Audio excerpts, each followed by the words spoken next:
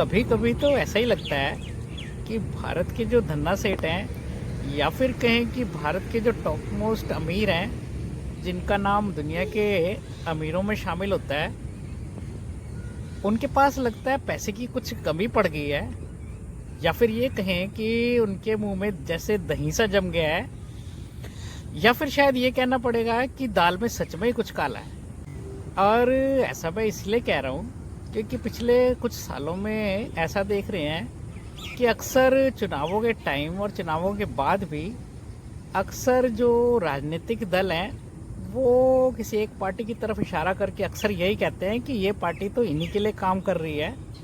कुछ ऐसे नाम हैं जिनके बारे में बताने की ज़रूरत नहीं है, जो बहुत अमीरों में गिने जाते हैं। अक्सर यही कहा जाता है कि इन्हीं के लिए या इनके इशारों पे ही काम किया जा रहा है।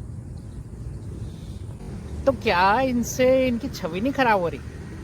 इन्होंने इतना नाम कमाया है और इतनी धन दौलत कमाई है, इतनी मेहनत करके और अपने अच्छे प्रोडक्ट लॉन्च करके या अपनी सेवाएं देके जैसे भी अपना नाम कमाया है, और बार बार पार्टियां इस तरह का आरोप लगा रही हैं। इससे तो यही सिद्ध हो रहा है मतलब कि क्या ये इन्होंने नाम कोई गलत तरीके अपना के कमाया है।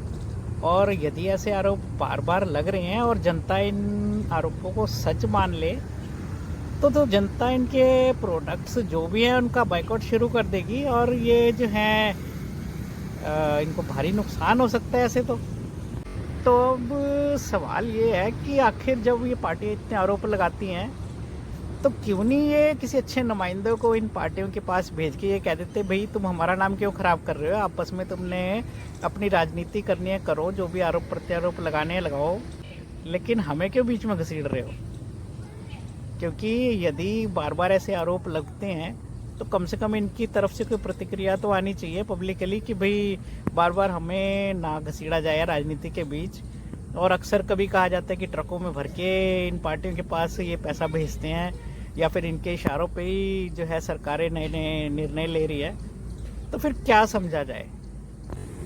तो क्या इनके मुंह में दही जम गया है यही मान के चला जाए, या फिर दाल में सच में ही कुछ काला है? खैर, अपना क्या है साहब, हम तो देश की आम जनता हैं। हमें तो ऐसा ही लगता है कि एक दंगल सा चल रहा है इन पार्टियों के बीच, जिसके हाथ दो दाव आता है वो लगाता है और दूसरे को पटकनी दे देता है। तो कभी दूसरी पार्टी के हाथ कोई दाव लगता है, वो उस पार्टी को पटकनी दे देता है, और ऐसा ही लगता है कि हम कोई दंगल देख रहे हैं।